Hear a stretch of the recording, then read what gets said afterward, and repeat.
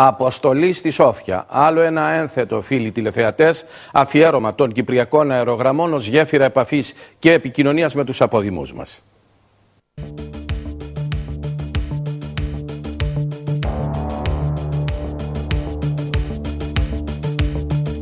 Σόφια. Μια πόλη γεμάτη μνημεία και δείγματα εξαιρετικής αρχιτεκτονικής, καθώς και ναή κοσμημένη με μοναδική και ανεπανάληπτη τέχνη. Μια πόλη που παλεύει να κερδίσει το στίχημα προς την αναδημιουργία και τη νέα εποχή στην οποία ήδη βρίσκεται. Η πόλη της Σόφιας έχει αδελφοποιηθεί με την Αθήνα, καθώς και με πολλές άλλες πρωτεύουσες. Αρκετοί απόφοιτοι βουλγαρικών πανεπιστημίων είναι σήμερα σημαίνοντα στελέχη της πολιτικής και κοινωνικής ζωής της Κύπρου. Ενδεικτικά αναφέρομαι τον Στέφανο Στεφάνου, κυβερνητικό εκπρόσωπο, τη Σωτηρούλα Χαραλάμπου, Υπουργό Εργασίας και Κοινωνικών Ασφαλίσεων, τον Νίκο Κατσουρίδη, κοινοβουλευτικό εκπρόσωπο του ΑΚΕΛ, τον Χάρη Χαραλάμπους και άλλους. Στην Ευρωπαϊκή Βουλγαρία, η παρουσία Κυπρίων φοιτητών εξακολουθεί να είναι σημαντική. Αναστασία, Σόφια, Βουλγαρίας εδώ, φοιτήτρια. Φοιτήτρια. Τελειώθηκε. Όχι, τέταρτο έτος. Έχουμε πέμπτο. Έχετε και πέμπτο, ναι, και μισό χρόνο στο έκτο έτος σαν πρακτική. Τόσο πολύ. Ναι, 5,5 χρόνια. Στην οδοντιατρική λοιπόν, Οδοντιατρική. Πώς είσαι εδώ? Σ' αρέσει? Μ' αρέσει, ναι. Πέρασες όλο αυτό το καιρό? Μπορώ να πω πάρα πολύ ωραία. Είναι μια πόλη παράξενη, μια πόλη των αντιθέσεων βασικά. Δηλαδή υπάρχει ο πολύ πλούσιος κόσμος και ο πολύ φτωχός, και εδώ τα βλέπουμε στην καθημερινή μας ζωή. Είναι αρκετά όμορφη η πόλη, σαν γραφική βασικά, πάρα πολλά κτίρια που θα παρατηρήσετε γύρω μας. Σαν αρχιτεκτονική είναι πάρα πολύ όμορφα. Ο κόσμος είναι απλός, επί το πλήστο, είναι απλός σαν εμάς, δηλαδή θα συναντήσεις κάποιον στον δρόμο και θα του μιλήσεις άνετα. Είναι άνθρωποι που φιλόξενοι καταρχάς, άνθρωποι που προσφέρουν βοήθεια, αν και λίγο ιδιόρυθμοι. Ναι. Τι άλλο να σας πω? Αυτή η ιδιορυθμία που οφείλει, νομίζεις? Πολύ πιθανόν στο ότι έχουν στερηθεί κάποια πράγματα. Και ναι, μάλλον στο ότι έχουν στερηθεί και ξαφνικά έχουν πολύ περισσότερα από αυτά που είχα συνηθίσει. Και προστατεύουν ή και έχουν μια τάση. Ναι, κρατούν μια αμυντική στάση, αλλά έχουν μια ιδιαίτερη αγάπη στους Κύπριους, στους Έλληνες. Οπότε εντάξει, εμείς δεν έχουμε κάποιο πρόβλημα μαζί τους. Εσείς ως φοιτητές και εσύ ως φοιτήτρια αυτά τα χρόνια εδώ, πώς τα βίωσες? Όμορφα. Εντάξει, είναι αρκετά δύσκολα το πανεπιστήμιο. Είναι αρκετά δύσκολο. Ξεκινάμε από τις 7-7.30 το πρωί μαθήματα.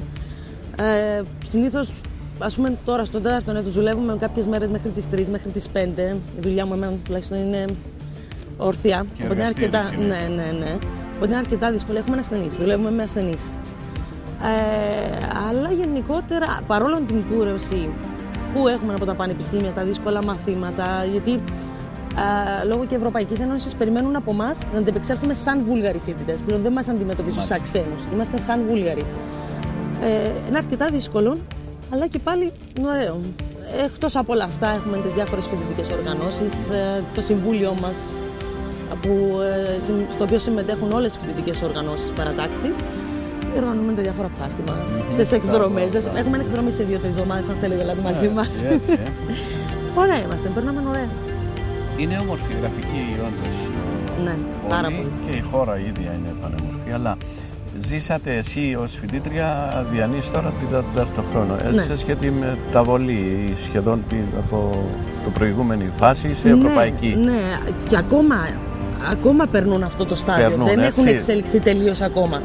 Θα δείτε στην πόλη κάποια παλιά κατεστραμμένα κτίρια, αλλά θα δείτε τα νέα, τα μοντέρνα, τα extreme, τα όμορφα.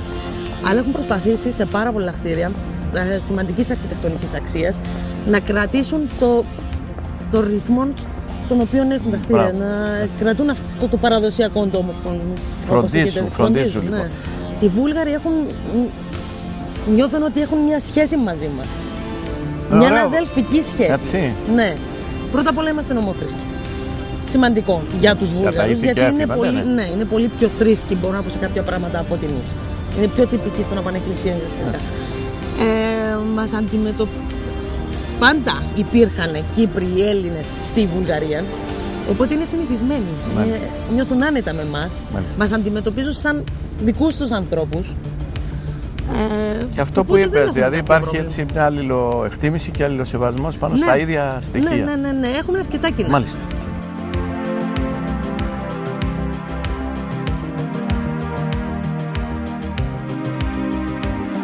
Σάβας, από την...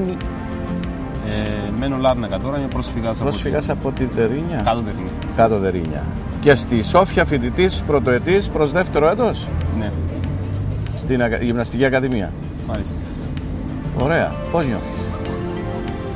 Πλέον τώρα έγινε ένας χώρος που θα μένουμε εδώ και χρόνια. Πρέπει να αποδεχτούμε κάποιες συνήθειες που έχουν οι άνθρωποι εδώ. Είναι δύσκολο, καταφέραμε, προσαρμοστήκαμε, πρέπει να δεχτείς τις συνήθειες τους. Έτσι. Τη νέα πραγματικότητα που λέμε, η οποία δεν είναι μακριά από μας. Τι λες? Σε γενικές γραμμές όχι, αλλά έχουν κάποιες διαφορές που είναι αρκετά διαφορετικές από τους Κυπρίους. Όπως? Ο κόσμος είναι πιο φτωχός. Εδώ υπάρχει πραγματικά οικονομική κρίση.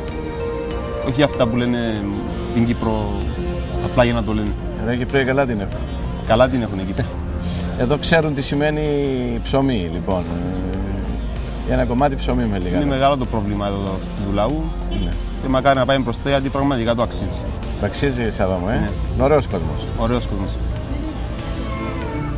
Υπάρχει μια σχέση μεταξύ των Κυπρίων, των Ελλήνων γενικά με τους Βουλγαρούς? Υπάρχει μια αρκετά καλή σχέση. Γενικά με τους Έλληνες, αγαπάνε τον ελληνικό λαό και τον κυπριακό λαό. Σε γενικές γραμμές είναι πολύ καλές οι σχέσεις μας. Ναι. Πέρσι μας απαντήσανε και για το... Στείλαμε επιστολή για καταδίκηση του ψευδοκράτους και ήταν η μόνη χρονιά που μας απαντήσανε πέρσι ότι συμμερίζονται τα προβλήματα του κυπριακού λαού. Έτσι. Η ζωή εδώ του φοιτητή πώς είναι? Ζείτε σε εστίαση ή σε σπίτια? Ζω σε διαμέρισμα μαζί με συγκάτοικο εγώ. Υπάρχουν διαμερίσματα δηλαδή? Ναι. Ακριβά, φτηνά? Εντάξει, οι τιμές είναι... Περίπου. Σε ευρώ? Γύρω στα... Για μένα, ας πούμε, είναι γύρω στα 380 μαζί με συγκάτοικο. Μαζί με συγκάτοικο. Αρχίζουν να κρυβώνουν, έτσι. Ακριβώς. Ναι. Και πόσο τα τρόφιμα, η ζωή είναι ακριβή? Από πέρσι τώρα καταλαβαίνουμε διαφορά.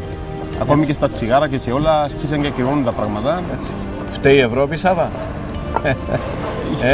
Για όλα αυτή η Ευρώπη. Για όλα αυτή η Ευρώπη. Ή να το θέσω αλλιώς, φταίει ο καπιταλισμός? Πες το και έτσι. Πάει και έτσι, Παντού πάει. Παντού πάει. Μάλιστα. Χρήστο, άλλος ένας φοιτητής σε αυτή την όμορφη χώρα και όμορφη πόλη. Σίγουρα. Είναι όμορφη πόλη? Είναι πολύ όμορφη πόλη. Είμαστε μέσα στο βουνό. Πολύ όμορφοι άνθρωποι. Είμαστε συνεργάσιμοι. Πόσα χρόνια είσαι εδώ? Αυτός είναι ο δεύτερος μου. Ο δεύτερος. Γιατί επέλεξες αυτόν τον κλάδο? Επέλεξα αυτόν τον κλάδο γιατί από μικρός μου άρεσε πάρα πολύ να ασχολούμαι με τους ανθρώπους που έχουν προβλήματα. Είχα και εγώ ένα πρόβλημα με το πόδι μου, με βοήθησε πάρα πολύ η φυσιοθεραπεία και αυτό ακολούθησα και εγώ αυτόν τον κλάδο. Ωραίο αυτό. Ωραίο. Έτσι. Από ποιο μέρος της Κύπρου είσαι? Ο πατέρας μου και η μητέρα μου είναι από τα Καρεχόμενα, από την Κερίνια. Κερίνια. Ναι. Και τώρα ζούμε σε κοκκέτρη Μυθιά στη Λευκοσία. Βέβαια είσαι μικρός για να έχεις ζήσει την Κερίνια, έτσι, και τον Άγιο Επίκτητο μου είπες? Ναι, Άγιο Επίκτητο και Καζάφα. Και Καζάφα, ναι. Μάλιστα.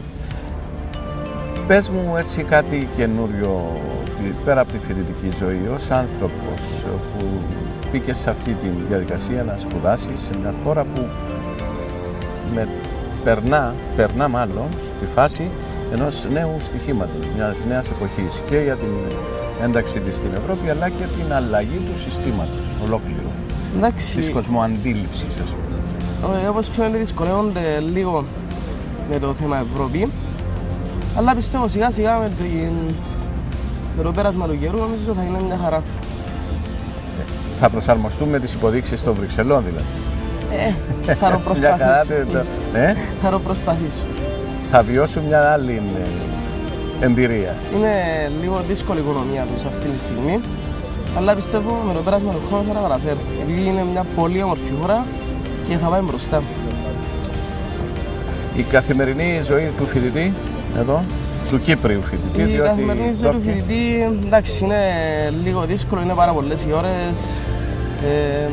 Αλλά είναι, σας είπα, όταν είσαι με όμορφους ανθρώπους και σε μια όμορφη χώρα, περνάς πάρα πολύ ωραία. Θα το κρατήσω αυτό γιατί κάνει εντύπωση. Όμορφοι άνθρωποι λοιπόν και όμορφη χώρα, Χρήστο μου. Σίγουρα. Να είσαι καλά. Ευχαριστώ πάρα πολύ. Σύντομο διαφημιστικό διάλειμμα, φίλοι τηλεθεατές, και συνεχίζουμε.